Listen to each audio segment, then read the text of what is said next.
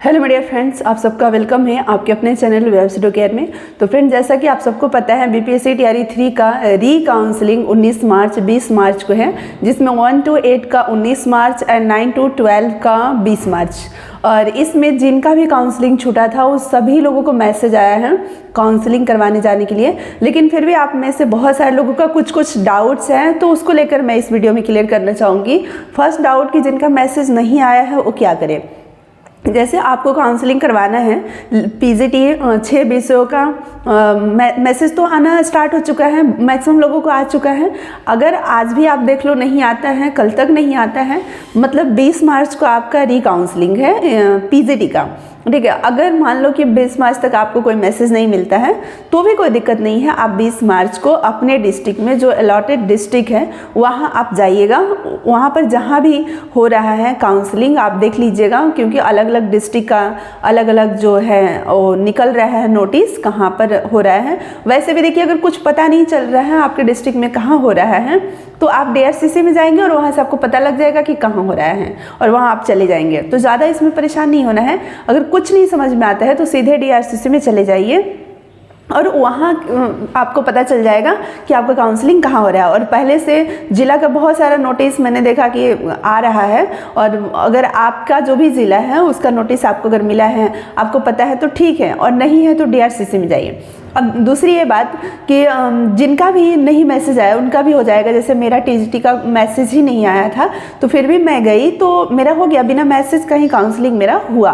वहाँ पर जा कर के आप पहले ही बता दीजिएगा कि मेरा मैसेज नहीं आया है, तो वो लोग मतलब कि भेज देते हैं एडमिट कार्ड का फ़ोटो वगैरह लेकर के, तो मैसेज आ जाता है तुरंत। और अगर फिर भी नहीं आता है तो भी आपका काउंसलिंग करवा लिया जाता है, ठीक है, उसमें कोई दिक्कत नहीं है। तो इसको लेकर आपको परेशान नहीं होना है। दूसरी ये चीज़ कि जिनका ब्लैंक डिस्ट्रिक्ट है, मतलब अभी तक डिस्ट्रिक्ट ही अलॉट नहीं हुआ है, वो सबसे ज़्यादा परेशान है। वो क्या करे, तो अभी तक देखिए आपको लेकर कुछ भी अभी अपडेट नहीं आया, सूचना नहीं आया है, तो मैं अपनी मन से कुछ भी बताना उचित नहीं समझती हूँ, ठीक है। अगर कुछ अनुमान होता, कुछ भी इंफॉर्मेशन होता तो ही मैं बता सकती थी। लेकिन शिक्षा विभाग की तरफ से कहा गया था डिस्ट्रिक्ट अलॉट होने का, और अभी तक कोई डिस्ट्रिक्ट अलॉट हुआ नहीं। और जब डिस्ट्रिक्ट अलॉट हुआ ही नहीं तो फिर आप किस डिस्ट्रिक्ट में जाओगे काउंसलिंग करवाने। तो नो डाउट ये समस्या वाली बात है। इसको आपको जाना चाहिए शिक्षा विभाग ऑफिस में, यानी वहाँ जा कर के जिनका भी डिस्ट्रिक्ट अलॉट नहीं हुआ है, ब्लैंक डिस्ट्रिक्ट है, उन लोगों को अपनी बात को पहुँचाना चाहिए, या ट्यूट के माध्यम से, चाहे जैसे भी हो अपनी बात को आप पहुँचाइए और तभी उसका कुछ सॉल्यूशन निकाला जाएगा। दूसरा ये चीज़ कि जिनका भी काउंसलिंग हो रहा है उनको अपना डॉक्यूमेंट वाटरमार्क एंड जो भी आपका ओरिजिनल डॉक्यूमेंट वो लेकर जाना है। कुछ गलती है तो एफिडेविट लगा देना है, कोई दिक्कत नहीं है। इसके बावजूद बहुत सारे लोगों का ये कहना है कि अगर हमारा डाउटफुल हो जाता है तो आगे हमें मौका मिलेगा क्या। तो कोई कैंडिडेट को अगर डाउटफुल किया जाता है तो नो डाउट आगे उन्हें मौका दिया जाएगा, उसके लिए कुछ नोटिस आएगा, लेकिन अभी कुछ कहना उचित नहीं होगा। दूसरा ये चीज़ मैं कहना चाहूँगी कि STSC वेलफेयर डिपार्टमेंट, इसको लेकर आप लोग बहुत परेशान हैं। इससे रिलेटेड आप लोगों ने, बहुत सारे लोगों ने क्वेश्चन करा था, ठीक है, एक वीडियो पर। तो इसलिए मैं बताना चाहूँगी कि STSC वेलफेयर डिपार्टमेंट में जिनका भी सिलेक्शन हुआ है उनको चिंता करने की बिल्कुल ज़रूरत नहीं है। STSC वेलफेयर डिपार्टमेंट, आप घर पर रहेंगे, आप कहाँ, मतलब जहाँ भी आप रहेंगे, आपको कॉल करके आपके घर से उठा कर लाएगा अपने स्कूल में, ठीक है। तो इसलिए आपको चिंता नहीं करना है, आपका अलग से नोटिस आएगा। इस विभाग में आपको थोड़ा भी टाइम नहीं लगेगा ज्वाइनिंग में, आप निश्चिंत रहिए, आप सीधा ज्वाइनिंग की तैयारी कीजिए, ठीक है। इस विभाग में आपका डिस्ट्रिक्ट अलॉट नहीं हुआ होगा, मुझे मालूम है, आप लोगों ने भी बताया इस विभाग में डिस्ट्रिक्ट अलॉट नहीं होता है, केवल आपका रिजल्ट आ गया है और उसमें कोई डिस्ट्रिक्ट नहीं रहता है। जब आप डीवी कराने जाओगे, डीवी के लिए अलग से नोटिस आएगा, इसका अपना अलग विभाग ही है, तो अलग इनकी तैयारी है। ये अपनी तैयारी के अकॉर्डिंग आपको नोटिस देंगे, और शिक्षा विभाग वो अपनी तैयारी के अकॉर्डिंग कर रहे हैं। जैसे देखिए शिक्षा विभाग में टीआरई 3 में जो भी सेलेक्टेड कैंडिडेट है जिनका काउंसलिंग हो चुका है, उनका अभी तक ज्वाइनिंग हुआ है नहीं हुआ है, लेकिन हमारे विद्यालय में 17 फरवरी से ही, यानी कि देखो 1 मंथ लोग जॉब कर लिया, 1 मंथ की सैलरी उनकी बन गई, ज्वाइन कर लिए। यानी STSC वेलफेयर डिपार्टमेंट में 17 फरवरी से ही ज्वाइनिंग स्टार्ट हो गया था, ठीक है। तो हमारे कहने का मतलब ये है कि जो STSC वेलफेयर डिपार्टमेंट में हुआ है उनके सीधे ज्वाइनिंग होगा, कोई ट्रेनिंग वगैरह नहीं होगा।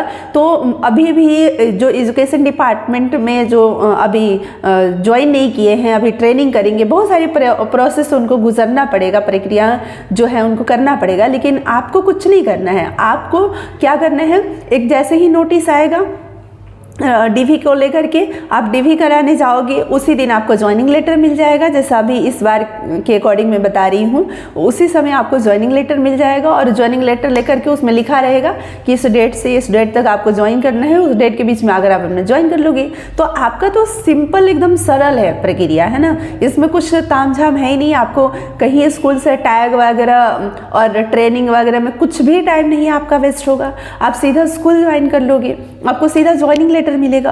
और STSC वेलफेयर डिपार्टमेंट का है कि जब आपको ज्वाइनिंग लेटर देता है तो ज्वाइनिंग लेटर में आपको डिस्ट्रिक्ट पता चलता है उस टाइम कि आपका कौन सा डिस्ट्रिक्ट मिला है। और उस डिस्ट्रिक्ट में जो स्कूल होता है डॉक्टर भीमराव अंबेडकर आवासीय बालक बालिका विद्यालय करके डिस्ट्रिक्ट का नाम रहता है, ऐसे विद्यालय का नाम रहता है, ठीक है। तो ये आपका होता है STSC वेलफेयर डिपार्टमेंट का प्रोसेस ज्वाइनिंग का। और इस बार का जो प्रोसेस था, हालांकि TRE 2 में जो भी STSC वेलफेयर डिपार्टमेंट थे उनका पटना में ट्रेनिंग हुआ था, लेकिन इस बार ट्रेनिंग डिपार्टमेंट ने नहीं दिया, ठीक है। तो आप सभी लोग यहाँ पर सीधा ज्वाइन कर लेंगे और उसके बाद आगे की आपकी सैलरी बननी स्टार्ट हो जाएगी। जिस दिन आप स्कूल में योगदान दोगे उस दिन से आपकी सैलरी बननी स्टार्ट हो जाती है। तो आप लोगों को ज़्यादा परेशान होने की ज़रूरत नहीं है, चिंता करने की ज़रूरत नहीं है। बस थोड़ा सा एक नोटिस का आप वेट कर लीजिए और जिस दिन DV रहेगा उसी दिन ज्वाइनिंग लेटर, और उसके 1-2 हफ्ते के अंदर आपको ज्वाइनिंग करने का भी उसमें डेट दिया रहेगा, टाइम दिया रहेगा। तो इसलिए आप सब लोग अपने विद्यालय को ज्वाइन करने का तैयारी कीजिए। इसमें यह है कि रैंडमली ज्वाइनिंग लेटर में आपको पता चलता है कि इस डिस्ट्रिक्ट में हमें जाना है, पहले से आपका माइंडसेट डिस्ट्रिक्ट को लेकर नहीं हो पाता है, ये चीज़ होता है यहाँ पर। बाकी जो भी है वो मैंने आपको बता दिया और आप लोग इंतज़ार कीजिए। जैसे STSC वेलफेयर डिपार्टमेंट का नोटिस DV का आएगा मैं अपने टेलीग्राम पर शेयर कर दूंगी और कम्युनिटी में भी पोस्ट कर दूंगी, वीडियो भी आप लोगों को दे दूंगी अगर मैं फ्री रहूँगी तो, ठीक है। क्योंकि अभी जो मतलब प्रोसेस चल रहा है, देखो अगर इस मंथ में अगर इस तरह का कुछ नोटिस आ जाता है तो फिर तो मैं वीडियो के माध्यम से भी बता दूंगी आप लोगों को और कम्युनिटी में भी शेयर कर दूंगी, आप लोगों को इन्फॉर्मेशन मिल जाएगा। इसको लेकर आप लोग परेशान नहीं होइए। दूसरी ये चीज़ कहना चाहूँगी कि स्कूल टैगिंग और जो ट्रेनिंग की बातें हो रही है इसमें अभी बहुत कन्फ्यूजन बना हुआ है कि क्या होगा क्या नहीं। लोगों का ये कहना है, बहुत सारे लोगों का, कि इस बार कोई स्कूल टैग नहीं होगा, सीधा स्कूल में योगदान होगा और उसके बाद प्रशिक्षण ट्रेनिंग स्टार्ट आपका हो जाएगा 1 अप्रैल से। तो देखो ऐसा हो रहा है कि नहीं, हम लोग देखते हैं, बट हम लोग इंतज़ार कर रहे हैं कि 20 मार्च तक जो रीकाउंसलिंग है इसके बाद कुछ नोटिफिकेशन आए, कुछ नोटिस आया, आगे का प्रोसेस तब पता चलेगा क्लियर कि हाँ क्या होने वाला है। बाकी अभी मैं यही कहना चाहूँगी कि आप सभी लोग जिनका काउंसलिंग हो चुका है, दोबारा अगर किसी में काउंसलिंग उनका छूट गया होगा तो उसके लिए मैसेज आया होगा, अगर आप चाहते हो तो करवा सकते हो, चॉइस आपका है, ठीक है। अभी भी आपके पास मौका है। और काउंसलिंग की बात है तो बिल्कुल आप 2 जगह 3 जगह रिजल्ट हैं तो आप करवा सकते हो, कोई लॉक वगैरह का मतलब सिस्टम इस बार नहीं है। आप 2 जगह काउंसलिंग करवा सकते हो, 2 जगह आप नियुक्ति पत्र ले सकते हो, लेकिन लास्ट में योगदान आपको 1 जगह ही करना है जहां आप डिसाइड करोगे। तो इसको लेकर आप लोग कन्फ्यूजन में नहीं रहिए।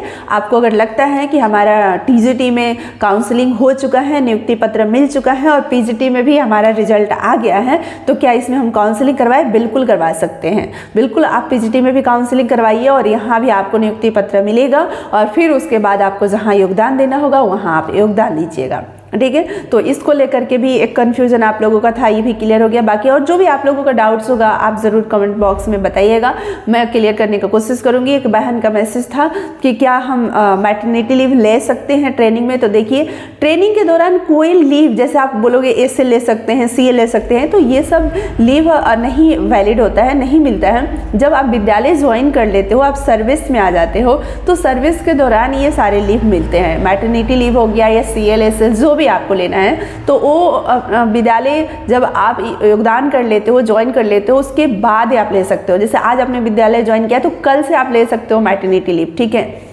लेकिन ज्वाइनिंग से पहले कैसे? वो सारी जो छुट्टियां है वो आपके लिए तो अभी है नहीं। हाँ, अगर आपके साथ समस्याएं हैं, प्रॉब्लम है, आप छुट्टी पे जाना चाहते हैं, तो आप ट्रेनिंग के दौरान ही एप्लीकेशन लिख करके अपनी प्रॉब्लम जो है बता सकते हैं और आपको ट्रेनिंग से रिलीफ दे दिया जाएगा, छोड़ दिया जाएगा और सीधा आप स्कूल ज्वाइन करोगे और बाद में फिर आपका जो ट्रेनिंग होगा उसमें आपको डाला जाएगा।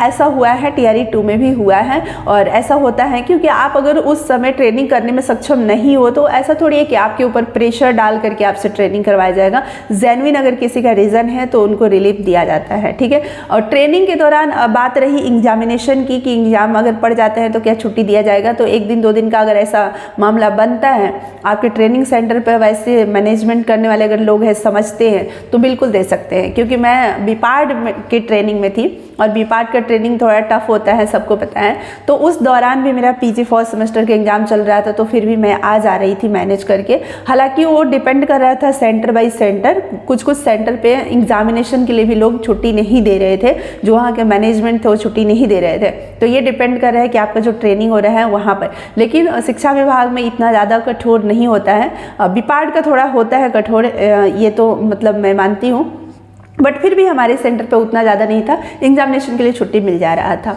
तो बाकी जो भी आप लोगों का डाउट होगा फिर आप लोग कमेंट बॉक्स में बताइएगा, मैं कोशिश करूँगी बताने का। Thank you so much. इस वीडियो में इतना ही, फिर मिलते हैं नेक्स्ट वीडियो में। तब तक के लिए आप सभी लोग अपना ध्यान रखिए, ख्याल रखिए। Thank you so much.